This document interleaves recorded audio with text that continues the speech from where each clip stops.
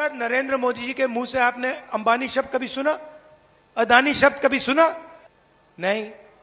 मेरी फोटो देखी उनके साथ कभी? मगर मेरे मुंह से शब्द निकलता है अदानी अंबानी, है ना? फर्क समझो। मैं आपका हूं, वो उनके हैं। दोस्तों, मैं नहीं जानता हूं कि 4 जून को कौन जीतेगा, भारतीय जनता पार्टी या इंडिया गठबंधन, मगर एक बात तय है, राहुल और प्रियंका, यानी राहुल गांधी और प्रियंका गांधी जो हैं, वो चुनावों की दशा और दिशा तय कर रहे हैं। प्रधानमंत्री नरेंद्र मोदी, अमित शाह, उनके बयानों में बुरी तरह से फंस गए हैं। भारतीय जनता पार्टी सही मायनों में अब प्रतिक्रिया दे रही है और राहुल गांधी आगे बढ़ बढ़कर जो हैं शॉट्स खेल रहे हैं। और मैं आपको बताता हूं कैसे, क्योंकि कल वो चमत्कार हुआ जिसकी आपने और हमने कल्पना भी नहीं की थी। प्रधानमंत्री नरेंद्र मोदी ने अडानी अंबानी के साथ काला धन जोड़ दिया। यह तक कह दिया कि अडानी अंबानी कांग्रेस को काला धन दे रहे हैं। दोस्त दोस्त ना रहा, प्यार प्यार ना रहा। अब राहुल गांधी प्रधानमंत्री से कह रहे हैं कि प्रधानमंत्री जी, लगता है टेम्पो में काला धन भर भर के हासिल करना यह आपका तजुर्बा है। भेजिए ईडी को, भेजिए जांच एजेंसीज को और जांच करवाइए। राहुल गांधी के इस आत्मविश्वास से पता चल रहा है कि किस तरह से उनके बयान, उनकी राजनीति लोकसभा चुनावों की दशा और दिशा तय कर रहे हैं। सुनिए उन्होंने किस तरह से प्रहार किया। नमस्कार मोदी जी, थोड़ा सा घबरा गए क्या? नॉर्मली आप बंद कमरों में अदानी जी अंबानी जी की बात करते हो, पहली बार आपने पब्लिक में अदानी अदानी अंबानी बोला। और आपको यह भी मालूम कि ये टेम्पो में पैसा देते हैं। क्या ये आपका पर्सनल एक्सपीरियंस है क्या? एक काम कीजिए, सीबीआई ईडी को इनके पास भेजिए ना, पूरी जानकारी करिए, इंक्वायरी कराइए, जल्दी से जल्दी कराइए, घबराइए मत मोदी जी। और मैं देश को फिर से दोहरा के कह रहा हूं, जितना पैसा नरेंद्र मोदी जी ने इनको दिया है ना, उतना ही पैसा हम हिंदुस्तान के गरीब लोगों को देने जा रहे हैं। महालक्ष्मी योजना, पहली नौकरी पक्की योजना, इन योजनाओं के माध्यम से करोड़ों लाखपति बनाएंगे हम। इन्होंने 22 अरबपति बनाए हैं, हम करोड़ों लाखपति बनाएंगे। और दूसरी तरफ क्या हो रहा है दोस्तों, प्रधानमंत्री नरेंद्र मोदी लगातार जहरीले बयान दे रहे हैं, जिसकी चर्चा मैं कई बार कर चुका हूं, मगर अंतर्राष्ट्रीय तौर पर प्रधानमंत्री का डंका बज रहा है। और जब मैं डंके की बात कर रहा हूं तो मैं तारीफ की बात नहीं कर रहा हूं। 3 मिसाल मैं आपको देना चाहता हूं। प्रज्वल रेवन्ना, वो आदमी जिसने 2500 से ज्यादा वीडियोस बनाए थे औरतों के साथ दुष्कर्म करते हुए, जो भगौड़ा है, डिप्लोमेटिक पासपोर्ट पर भाग गया, उस मुद्दे को लेकर अंतर्राष्ट्रीय तौर पर प्रधानमंत्री नरेंद्र मोदी के लिए क्या शर्मिंदगी हो रही है, वो मैं आपको दिखाना चाहता हूं आपकी स्क्रीन पर। सबसे पहले यह अखबार है Herald Sun. India PM has links to mass rapist, यानी कि सामूहिक तौर पर कई औरतों के साथ दुष्कर्म करने वाला व्यक्ति, उसके साथ प्रधानमंत्री के ताल्लुकात हैं, लिंक्स हैं। दूसरी खबर दोस्तों आपकी स्क्रीन पर, Narendra Modi knew of rape claims against ally Prajwal Revanna. यह टाइम्स की खबर है। हिंदी में इसका अनुवाद यह है कि प्रधानमंत्री नरेंद्र मोदी को पता था कि प्रज्वल ने किस तरह से औरतों के साथ दुष्कर्म किया था। और तीसरी खबर द ऑस्ट्रेलियन की, Narendra Modi knew ally was a mass rapist. वही बात कि प्रधानमंत्री नरेंद्र मोदी जानते थे कि प्रज्वल रेवन्ना ने सामूहिक तौर पर इतने बड़े पैमाने पर औरतों के साथ दुष्कर्म किया। और तस्वीर में बाकायदा प्रज्वल रेवन्ना के साथ प्रधानमंत्री नरेंद्र मोदी दिखाई दे रहे हैं। प्रधानमंत्री नरेंद्र मोदी इसीलिए बौखला रहे हैं दोस्तों, इसीलिए बौखला रहे हैं। मगर मैं आपसे एक सवाल पूछना चाहता हूं, इसमें दोष किसका है? अहंकार किसका दिख रहा है? अनर्गल बयान कौन दे रहा है? अरे सैम पेट्रोडा एक वाहियात बयान देता है, मगर मैं आपसे सवाल पूछता हूं, सैम पेट्रोडा है कौन? क्या वो कांग्रेस की तरफ से प्रधानमंत्री पद के दावेदार हैं, विदेश मंत्री पद के दावेदार हैं कौन वो? अब तो चलो वाहियात बयानों के लिए इस आदमी ने इस्तीफा दे दिया। कायदे से मुझे नहीं समझ आता कि यह व्यक्ति कांग्रेस के आसपास रहता भी क्यों है।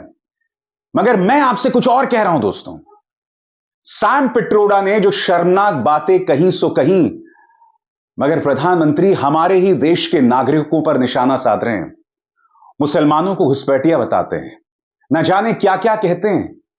ये तक कहते हैं कि तुम्हारी भैंसियां जो है कोई उठाकर ले जाएगा। ये क्या बयानात हैं भाई? आप अपने ही देश के नागरिकों के खिलाफ भीड़ खड़ी कर रहे हैं।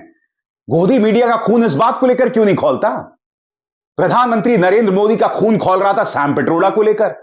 मैं आपसे पूछना चाहता हूं, आपके अपने बयानों पर आपका क्या कहना है, जो आप अपने ही देश के नागरिकों पर निशाना साधते हैं? और हकीकत क्या है दोस्तों, मैं आपको बताता हूं। भारतीय जनता पार्टी लगातार इस देश की संवेदना को ठेंगा दिखा रही है। अमित शाह के साथ एक चुनावी मंच पर उनके साथ खड़े होते हैं अजय मिश्रा टेनी, जिसके बेटे ने हमारे किसानों को रौंद दिया था। कथित तौर पर आरोप यह है, रौंद दिया था दोस्तों गाड़ी के नीचे। और अमित शाह क्या कहते हैं देश की जनता को ठेंगा दिखाते हुए कि अगर आपने अजय मिश्रा टेनी को फिर से चुना तो मैं इसे और ताकतवर बनाऊंगा और बड़ा आदमी बनाऊंगा। सुनिए वो क्या कह रहे हैं। अगर खीरी वालों, आपको तो हमने बनाया मंत्री देने का काम किया है। ये अजय मिश्रा को यहां से जिता दो, उनको बड़ा आदमी बनाने का काम मैं करूंगा। कुछ देर के लिए मान लूं कि भाई खीरी में इससे अमित शाह को वोट मिल जाएंगे, मगर देश की जनता ने देखा ना कि किस तरह से उस गाड़ी ने हमारे किसानों को रौंद दिया, मौत के घाट उतार दिया। हमने देखा ना, हमने उससे पहले भी देखा कि अजय मिश्रा टेनी और उसका बेटा लगातार किसानों को चिढ़ा रहा था, ताने मार रहा था। यह सब हो रहा था और अमित शाह मंच पर खड़े होकर कहते हैं कि मैं इन्हें और बड़ा आदमी बनाऊंगा। अगर यह मीडिया आजाद होता तो इस पर न जाने कितने प्राइम टाइम बहस शुरू हो जाती, मगर पूरी तरह से सन्नाटा छाया हुआ है अमित शाह के इस गैर जिम्मेदाराना, संवेदनहीन बयान पर। क्यों, मैं समझना चाहता हूं। लगातार भारतीय जनता पार्टी देश की जनता को ठेंगा दिखा रही है, क्योंकि वो जानते हैं उनकी कोई जवाबदेही नहीं है। कोई उन्हें कटघरे में नहीं खड़ा करेगा, कोई भी उनसे सवाल नहीं करेगा।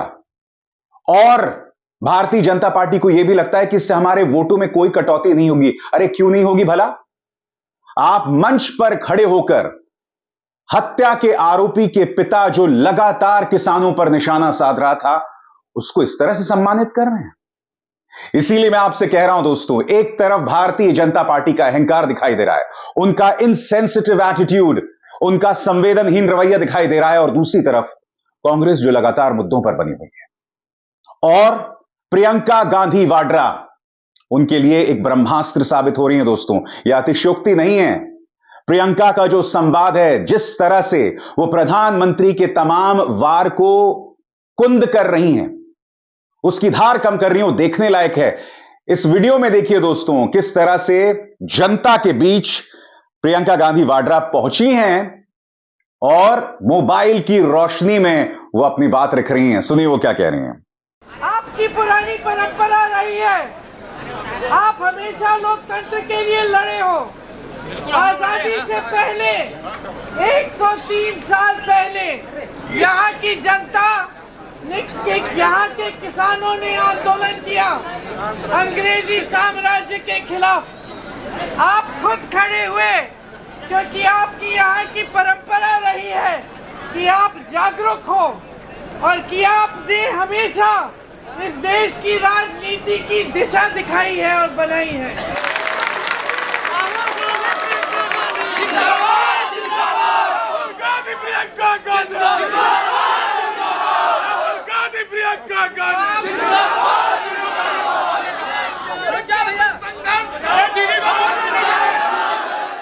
चाहे राहुल हो, प्रियंका लगातार मुद्दे पर बने हुए हैं और उसका असर भी दिखाई दे रहा है। वो बौखलाहट के तौर पर आता है।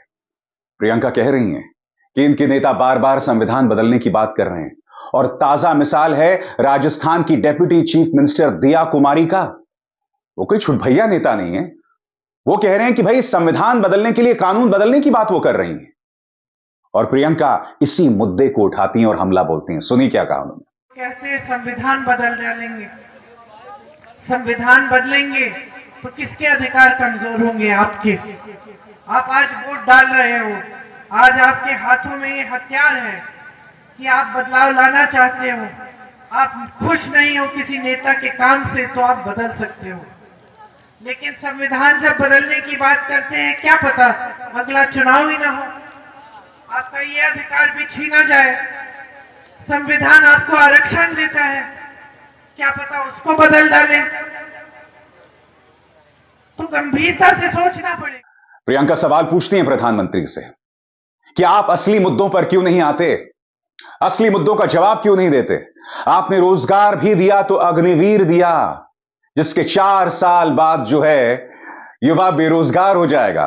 और हमारे रक्षा मंत्री राजनाथ सिंह कहते हैं कि 4 साल बाद आप IAS ऑफिसर बन जाना। प्रियंका गांधी वाड्रा कहती हैं कि रोजगार के नाम पर आपने दिया तो अग्निवीर दिया। उनके शब्द जनता में गूंज रहे हैं, इसीलिए भाजपा बौखलाई हुई है।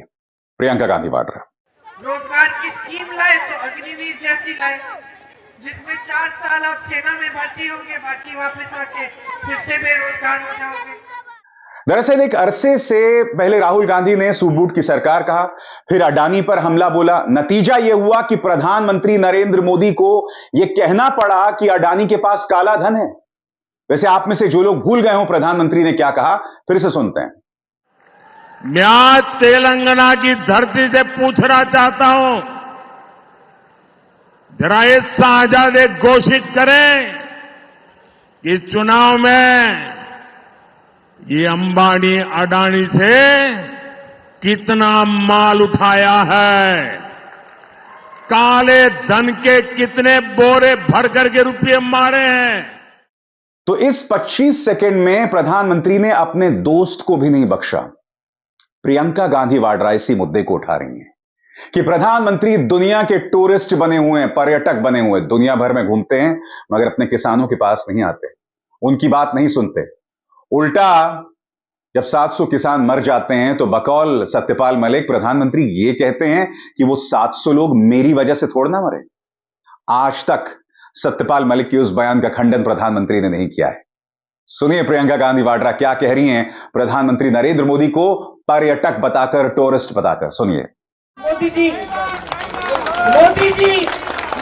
16,000 करोड़ रुपए के हवाई जहाजों में घूम रहे हैं। मेरे ख्याल से कोई ऐसा प्रधानमंत्री नहीं होगा जिसने दुनिया के हर देश में भ्रमण कर लिया होगा। मोदी जी इस दुनिया के सबसे बड़े टूरिस्ट बन गए हैं, सब जगह घूमे हैं, लेकिन आपके घरों तक आ नहीं पाए। फिर भी मोदी जी कहेंगे कि हम फकीर हैं, झोला लेके चल पड़ेंगे। बिल्कुल, आपके घरों तक नहीं आ पाए। वही आ पाया। आपकी फकीरी नहीं देख पाए, हमारी फकीरी क्या है? आपकी फकीरी नहीं समझ पाए, और हम आपको निकालना चाहते हैं। हम चाहते हैं कि आप सक्षम बने, हम चाहते हैं कि आपके भविष्य मजबूत बने, हम चाहते हैं कि आपके बच्चे बड़े होकर फूले फले हमारे बच्चों की तरह। हम नहीं चाहते कि सारे नुकसान आप सहें। तो समझ लीजिए कि आज देश में जो परिस्थितियां हैं वो गंभीर है। और यहां पर प्रियंका गांधी वाड्रा प्रधानमंत्री नरेंद्र मोदी को नसीहत देती हैं इंदिरा गांधी की। इंदिरा गांधी का अनुसरण करो, क्योंकि उनका और जनता से नाता जो है वो लगातार बना हुआ था। सुनिए। इंदिरा गांधी प्रधानमंत्री थी, आपके घरों में आती थी। मैं छोटे से छोटे दूर दराज इलाकों के गांव में जाती हूँ तो कोई बुजुर्ग महिला या पुरुष मिलते हैं, कहते हैं कि तुम्हारी दादी यहाँ आई थी तुमसे पहले। आज सुविधा है, गाड़ी है, हवाई जहाज है, हेलीकॉप्टर है। उस समय कोई सुविधा भी नहीं थी, लेकिन वो पहुंच जाती थी। उनकी फोटो है, हाथी पे चढ़ के जा रही है गांव में जहां रास्ता नहीं है, कि किसी न किसी तरह संकट में है मेरे लोग, किसी न किसी तरह से मुझे जनता के पास पहुंचना है। और आज ये प्रधानमंत्री जो आपकी संकटों के बारे में सुनना ही नहीं चाहते, आपके बीच आना ही नहीं चाहते।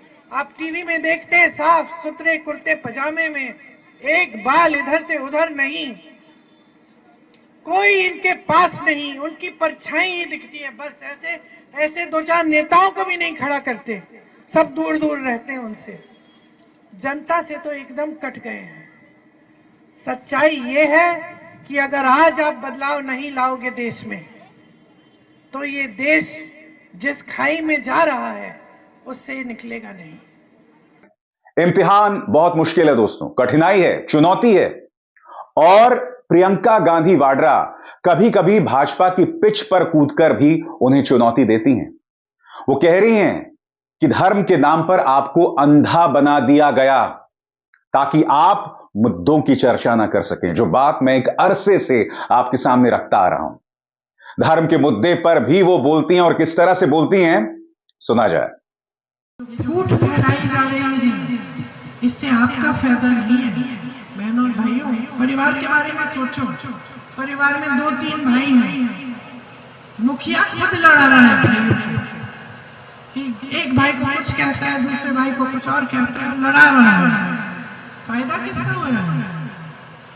परिवार का फायदा हो सकता है, परिवार की कमाई हो सकता है, हो सकती है इन परिस्थितियों में, नहीं हो सकती। और आज देश में यही हो रहा है, फूट फैलाई जा रही है, क्योंकि इस फूट से इन लोगों को सत्ता मिल रही है। आपके दिल में जब धर्म के आधार पर भय फैलाते हैं, जब ऐसी बातें कहते हैं कि धर्म ही बिगाड़ देंगे, धर्म की रक्षा करो, तो हम सब खड़े हो जाते हैं, क्योंकि हमें लगता है कि कल को हमारे धर्म को कोई कुछ ना करे। लेकिन इसके पीछे एक साजिश है, सत्ता को अपने हाथों में रखने की साजिश है। कोई आपके धर्म को कांच नहीं आने देगा, किसी भी धर्म को। ये देश उसी में बना है, उसी आधार पे कि हर धर्म की इज्जत होगी इस देश में। कभी ना आई है, ना आज आई है, ना आएगी। तो ये बातें आपको समझनी है। भाजपा के झूठ जो साफ तौर पर दिखाई देते हैं, उस पर वो लगातार बीजेपी को एक्सपोज कर रही हैं। और मंगल सूत्र का जिक्र एक बार फिर प्रियंका गांधी वाड्रा ने किया। सुनिए उन्होंने क्या कहा। बात बताइए, 55 साल से कांग्रेस की सरकार रही है इस देश में, किसी ने आपके मंगलसूत्र को, आपके गहनों को किसी ने छुआ है? बल्कि इंदिरा जी ने अपने गहने दे दिए थे देश को, पंडित जी ने अपनी जितनी भी जायदाद थी वो दे दी थी देश को, जब देश आर्थिक संकट में था। इंदिरा जी ने तब दिया जब जंग थी। मेरी माँ का मंगलसूत्र तो कुर्बान हुआ है इस देश के लिए, और ये लोग ऐसी बातें कर रहे हैं। मैं जानता हूं आपके जहन में क्या सवाल होगा।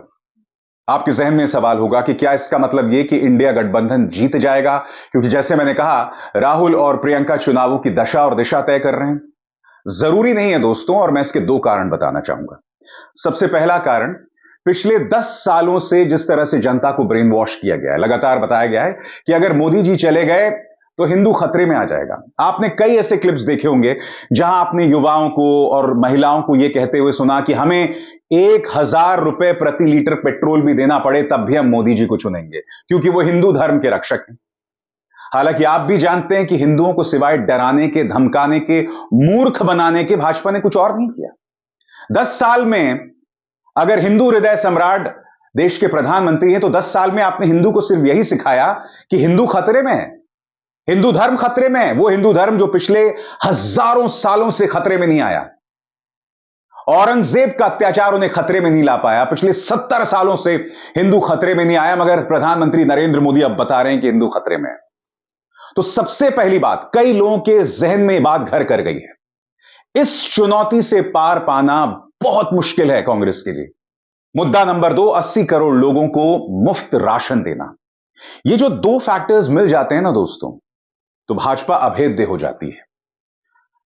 मुफ्त राशन जनता को फायदा पहुंचा रहा है, मगर यह कहीं ना कहीं भारतीय जनता पार्टी को भी एक्सपोज करती है जब भाजपा यह कहती है कि मोदी जी के नेतृत्व में देश की अर्थव्यवस्था बेहतर हुई है।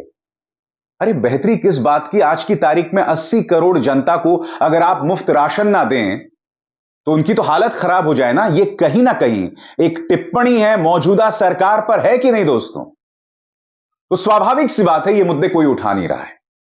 तो ये जो 2 चीजों का कॉम्बिनेशन है, एक तरफ धर्म का धतूरा और दूसरी तरफ 80 करोड़ जनता को मुफ्त राशन, ये भाजपा के ब्रह्मास्त्र हैं जिसके सामने विपक्ष के लिए मुकाबला करना नामुमकिन है। विपक्ष लगातार मुद्दों को उठा रहा है, बेरोजगारी का मुद्दा उठा रहा है, मगर दोस्तों जब आपको यह समझा दिया जाए ना कि अगर हम सत्ता से चले गए तो हिंदू धर्म खतरे में आ जाएगा, तो इसका मुकाबला करना बहुत मुश्किल है। और दूसरा, गोदी मीडिया, ये जो तमाम पापा की परियां और गुल्लू और कालू हैं, ये किस तरह से 10 साल से सेवा कर रहे हैं मोदी जी की, आप भी जानते हैं।